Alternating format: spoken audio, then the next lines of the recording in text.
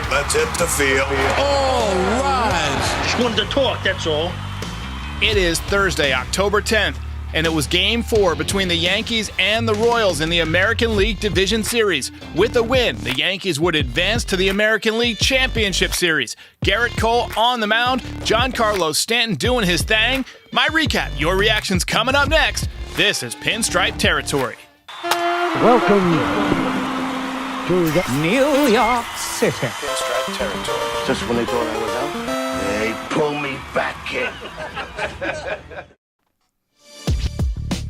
All right. How's it going, everybody? Welcome back. Welcome back. Yankees win the American League Division Series in 4 games. Phenomenal job by our guys. Beautiful pitching performance from really everybody tonight, but especially Gerrit Cole. We'll talk about that. But first of all, because we want to be good sportsmen, we want to be respectful of our worthy competitors and give a round of applause to the Kansas City Royals for a fine season. Nice job by the Royals. They lost 106 games last year, and this year they made the playoffs, and they gave us a run for our money. 4 very close games. Another very close game tonight, very good game tonight. And the Yankees will advance to the American League Championship Series on Monday night in the Bronx. Be sure to call into the voicemail show, 718-899-1068. We'll do a show tomorrow morning to talk about this series and to talk about the ALCS. Not sure who we're going to face yet. The Tigers and the Guardians will play to determine that. But we still have a chance to play in the Subway Series against the Mets. The Mets have advanced to the NLCS. And look, you'll notice that the city is starting to get a little bit hyped about this. The comments I'm seeing about the Subway Series, people are amped. This could be a really fun October. You'll also notice that in the chat, we have put a poll out for Series MVP. Now, there is no Series MVP officially for the Division Series, so we're going to make our own. And we've got a few candidates up there, so think about it, choose wisely. But if you have someone in mind, drop it in the chat as well. Tonight, I did something that I haven't done in a while. I watched a baseball game above the fireplace with a roaring fire below it. So now it officially feels like October baseball, and I'm feeling great. Both benches emptied tonight. Been a long time since we've seen that in the playoffs. Jazz Chisholm looked like he was ready to get it on like Donkey Kong. But once the Royals realized that we had Judge and Soto out there on the field, they kind of backed off a little bit. Yankees took an early lead. Gerrit Cole pitched unbelievably well. True ace-like performance. We'll talk all about that. Yankees tacked on with contact hitting, not trying to launch home runs, but taking what Michael Wacha was giving them. A lot of line drives to right field. Good contact performance tonight. We had RBI singles from Juan Soto, from Giancarlo Stanton, and Gleyber Torres. So, playing contact ball, and it worked out tonight. Judge looked a little bit better tonight. Giancarlo had another big hit. His postseason resume continues to grow. Clay Holmes. I mean, what can you say about this guy? He was so maligned during the season, blew 13 saves. We said that if he was pitching in middle relief and just throwing that sinker and getting ground balls, he would be outstanding. And they finally put him in that role, and he's been great. And Luke Weaver. I mean, this guy is absolutely unflappable. So the Yankees take Game 4, and they will advance to the ALCS. Let's talk a little bit about Gerrit Cole, the man of the night. As with a lot of pitchers, you can usually tell what kind of night Gerrit Cole is going to have by how he pitches in the first inning. What kind of swings hitters are having off of him early. Masahiro Tanaka was like that. If his control wasn't pinpoint in the first inning, you knew he was going to have a tough night. Roger Clemens was the same way. If he was missing up in the zone, you knew he wasn't going to have a good day. In Game 1, Gerrit Cole gave up 3 shots that had exit velocities of over 100 miles an hour in the first inning. The fastball was mostly 94, 95, and it ended up being a tough night for him. Tonight, he pitched a 1-2-3 inning with 2 strikeouts in the first. He was touching 97. He looked pumped. He was dialed up with his emotions. He was screaming on the mound. You'll love to see it. It's on the thumbnail. And, what we saw from the Royals tonight was they were chasing that elevated fastball. They couldn't square it up, and they kept hitting a lot of pop-ups, right? If you can't catch up to it, you're just a little bit late, it leads to a pop-up. And that's what we saw tonight. They could not square up Gerrit Cole. 1-2-3 inning in the second with a couple of soft flyouts and a ground out. You could tell that the Royals were just late on everything. He allowed a base hit to Pham in the third, but worked out of it and finished the inning with another overpowering strikeout. In the fourth, he allowed a couple of hard hit balls by Witt and Pasquatch, but they both resulted in outs, and they were quick outs too, so that kind of kept his pitch count under control. He didn't throw a ton of pitches tonight. He only threw 87 pitches, but 63 strikes out of 87 pitches. Incredible. I looked at the box score after the fourth inning, and he only had 46 pitches. I was thinking he could go 9 tonight. And if it was the regular season, he may have. He did it against the A's in his second to last start. Fifth inning I thought was very important for Cole because the Yankees had a long fourth. They knocked Waka out of the game. They forced the Royals to go to Urseg. And when your offense has an inning like that, you want your pitcher to put up a shutdown inning. We talk all the time on this channel about how important it is to have a shutdown inning. Melendez took him to the warning track. Pham ripped a line drive, but Cole left him stranded and got a big strikeout of Isbell. In the sixth, they finally got to him. I felt like the bench's clearing kind of disrupted his momentum and his rhythm a little bit, but he pitched out of a jam. Seventh inning, he allowed another base hit, and then Kyle Isbell hit one right to the warning track that would have been a 2-run home run at Yankee Stadium, but not at Kauffman. Oh, there goes gravity. Cole completed 7 phenomenal innings, and you can say that he pitched like an ace on this occasion. Really nice job from Gerrit Cole. Talk a little bit about Aaron Judge. He's been a staple in this rundown the last few nights. He's going to be a story no matter what happens. Win or lose, 4 strikeouts or 4 home runs. Everybody wants to talk about Aaron Judge.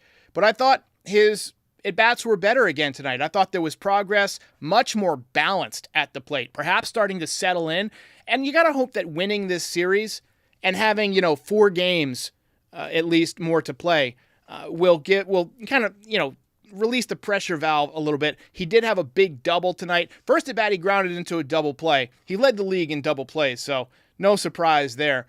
In his second at bat, he walked, didn't really have much to hit, and then he was part of the double play that Austin Wells banged into. His third at bat, he ripped a leadoff double into the left field gap off of Urseg. It was a 99-mile-an-hour fastball, 115-mile-an-hour exit velocity, and that was big because at that point, the pressure was beginning to mount on the Royals. They were down 2-0, and that put Urseg in hot water. First extra base hit of the postseason for Judge, 99-mile-an-hour fastball right down the middle, and he came in to score on a base hit by Stanton. His fourth plate appearance, he walked and then stole second base, but he did get stranded. So a better night for Judge, no home runs, but he goes 1 for 2 with 2 walks and a run scored. So you got to call that a solid night.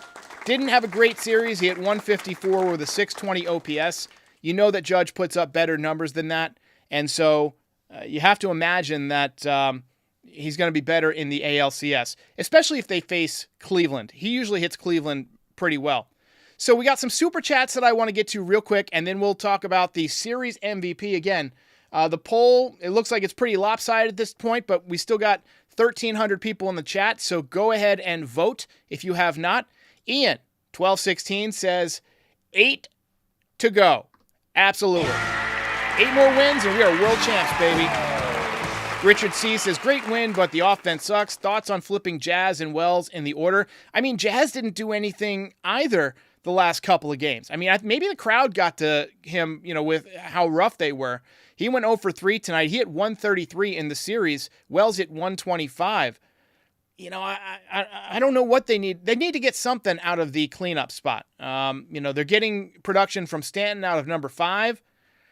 We'll see. I mean, I don't know who you can put in there. I think they're probably just going to ride it with what they've got and hope that Wells comes around.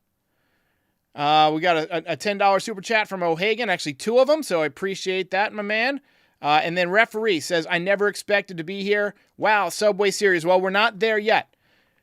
The Yankees have to do their job. They got to win 4 games in the ALCS, and the Mets have to win 4 in the NLCS. But I like the chances this year. The Padres and Dodgers are having a all-out brawl in the NLDS. That's going to go 5 games, and a lot of pitchers will be used. Meanwhile, the Mets are resting up for a few days, and the Yankees generally play Cleveland very well. If Cleveland wins that series, I feel really good about it. The Tigers have had such momentum, and they got a great manager in A.J. Hinch, who's been just managing his ass off for the last couple of months. Their momentum kind of scares me a little bit.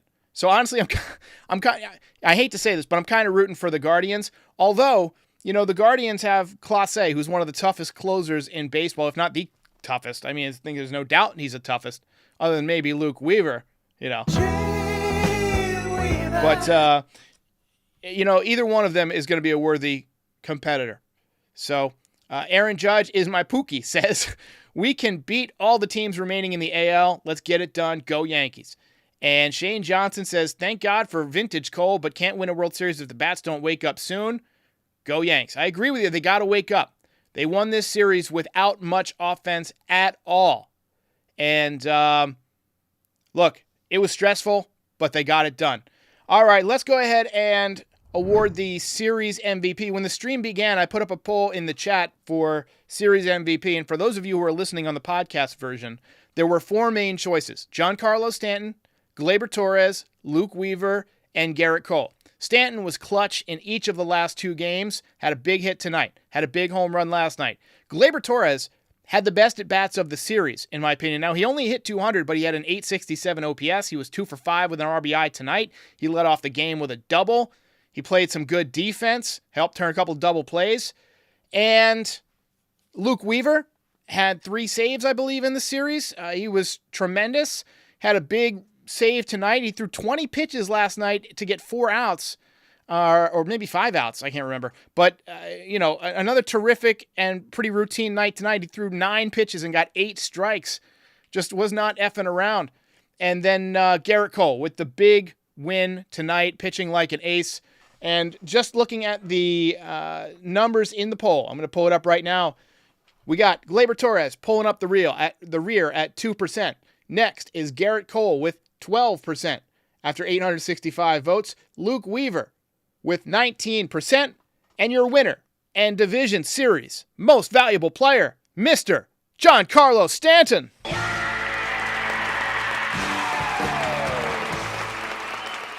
Great job by all those guys, and the Yankees will advance to the American League Championship Series, and hopefully they can keep up this momentum. Let's break down the game. All right, let's go. Let's get it going. So the Yankees did get off to a fast start tonight, right out of the gate. Gleyber Torres, double on the first pitch. Juan Soto ripped an RBI single to right field to give the Yankees the lead. Soto hit 286 in the series. No power, but he had some hits. He provided that left-handed contact ability that we've been saying that the Yankees needed in the playoffs for years and years and years. And they went out and got him this winter. He's been terrific. He had an amazing regular season, and he's been great so far in the playoffs. And I think he'll do even better as the lights get brighter and the pressure mounts.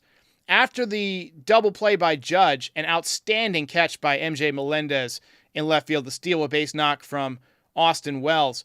Top 2, Giancarlo had a very, very strong at-bat. He took a couple of pitches that were very close that undoubtedly he swings at when he's in a groove, when he's not in a groove.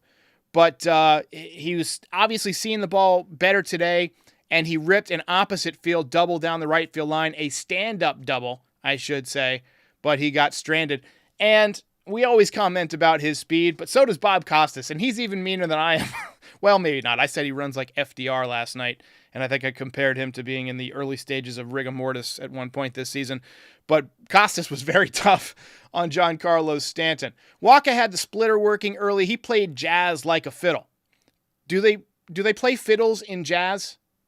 I guess it's jazz. You can do whatever you want in jazz. But He had no answer for the splitter from Michael Wacha. Jazz, though, by the way, made a very nice play on a hard ground ball with a wicked hop by Michael Garcia in the bottom of the third inning and made an accurate and very strong throw across the diamond. He has a phenomenal arm. That's the one thing I think about when we think about the construction of the infield next year. If you do move Jazz back to second base, you're losing that great arm over there at third base. You have to replace that. Top five, the Yankees had a line drive single from Volpe, line drive single from Birdie, and then Torres with a base hit to make it 2-0. Torres, outstanding series, good at bats, walks, and that knocked Michael Wacha out of the game. By the way, 1,430 in the chat. Our record is 1,596 when the Yankees got Soto. So let's keep it going. Stay on board. It'll help other people join the chat. And as always, like and subscribe. If you're new here, we're here after every single game. Big shutdown inning for Cole in the bottom half, like we talked about. Top six, leadoff double from Judge. Productive out from Austin Wells to get him over to third base. I thought that was a big at bat from Wells. You know, he went 0 for tonight, but he got robbed of the hit and he had the productive out. So it wasn't a terrible night for Austin Wells. And then Stanton brought him in with another clutch base hit to make it 3-0. 116 miles an hour. Actually, almost 117. It was 116.9 exit velocity off the bat. Giancarlo he is one clutch son of a bitch. I mean, he is just unbelievable. And a pitch or two before that, he actually fouled off a 2-0 fastball that was 99 miles an hour. It was a little bit elevated, and so he didn't square it up properly, but you could tell that it was his A swing, right? It was that swing that he has when he really launches one. And he was perfectly balanced, and he just missed it. Fouled it right back. I'm telling you guys, if he squared that ball up, it would have taken out the windshield on that Tesla that's orbiting planet Earth. It would have achieved exit velocity sufficient enough to leave the atmosphere. He would have killed it, but just missed it. Bottom six, Garcia led off with an opposite field single, but John Birdie with a fantastic 3-6 double play in just his second game ever at first base. And they're talking about Rizzo coming back in the ALCS. I'm not sure I even want him back. Stay mentoring because Birdie swung the bat well. He was 1 for 3. He hit 286 in the series. Oswaldo has been walking, doing a nice job. I don't want to sacrifice any of those guys off the roster at this point. We had a kind of a rough tag from Anthony Volpe that Garcia took issue with, but it was a bad slide. He slid in late, and really it was not Volpe's fault. I mean, he was just trying to get the tag applied. Both benches cleared, but once the Royals realized that Judge and Stanton play for the Yankees, they went and sat down. Witt singled and Pasquantino doubled to get the Royals on the board 3-1, but that was the end of the scoring. Next batter was Perez. He popped up behind home plate. Austin Wells had room, but couldn't reel it in. But then he popped up on the next pitch to second base. Like I said, could not get on top of that elevated fastball tonight. They were trying to, attack the fastball, but they just couldn't catch up to it. And Cole just was terrific tonight. Scariest moment of the night for me was when Kyle Isbell hit one right to the warning track at the end of the seventh inning. I had turned my back for just a second. I was dialed in all night, baby. I was dialed in, but I went to go make coffee because I like to have coffee on these late night podcasts. And I heard the crack of the bat and I heard the rare excited reaction from Bob Costas and my heart sank. I just, I ran over to the TV, spilled my coffee, and Soto tracked it down. I replaced my coffee. I made another cup. All is good. Nothing damaged. All fine. But final line from Gerrit Cole. That was his final pitch of the night. 7 innings, 6 hits, 1 run, no walks, 4 strikeouts. Absolutely phenomenal job. 8th inning, the Yankees clearly did not want to get beaten by the home run, so they went to the sinker baller. They went to Clay Holmes. Fantastic series for Clay Holmes. 0 ERA. He got a 1-2-3 inning. And then, I should mention, that is the role for him. Setup guy, phenomenal.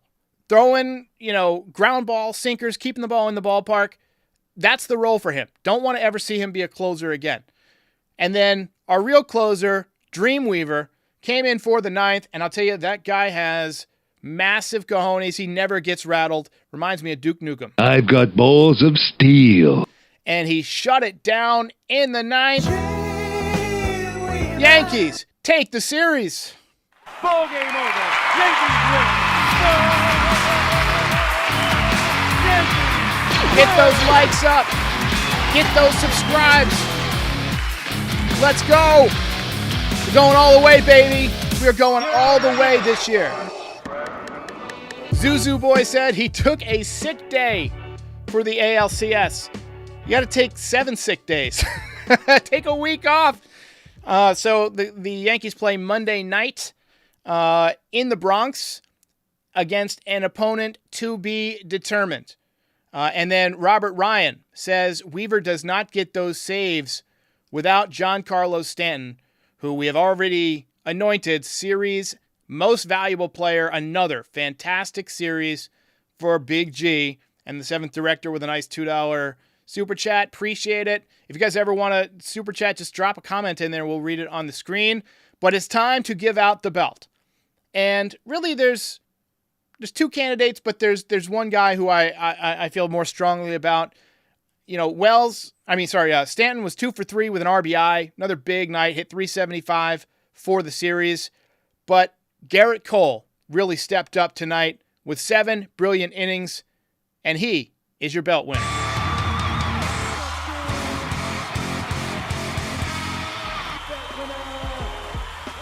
Jeffrey Elwood says, what a series. We are going all the way. Jonathan Amparo says, Detroit or Cleveland. It does not matter. The energy is here.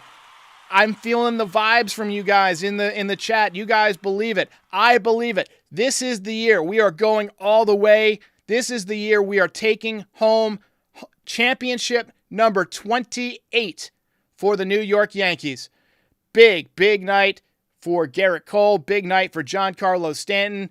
Quick word from our sponsor, Huel, and then I'll be back to take your final comments as we wrap up a Division Series victory.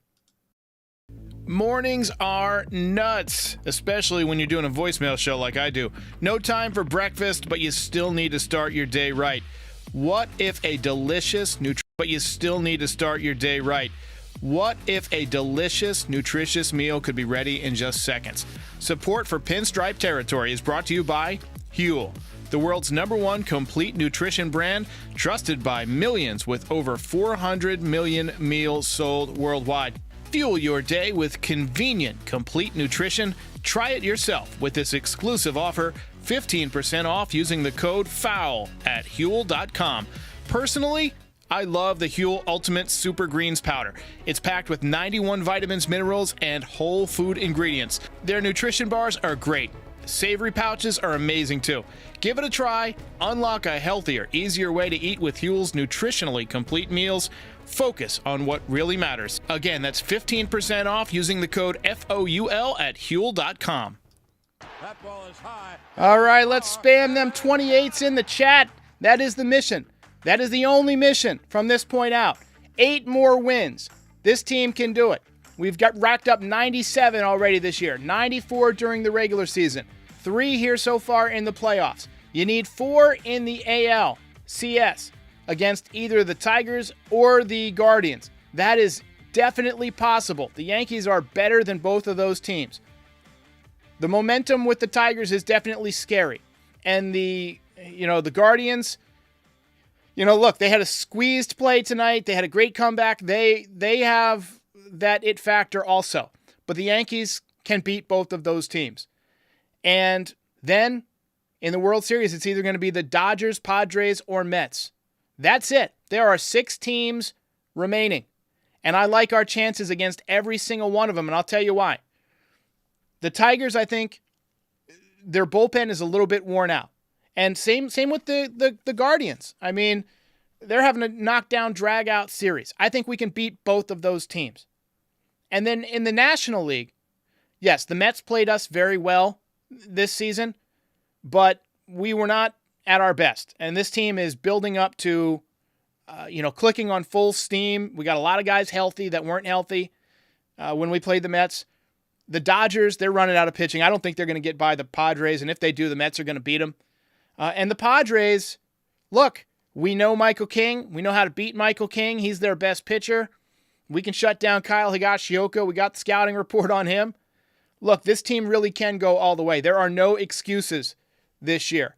This team has what it takes.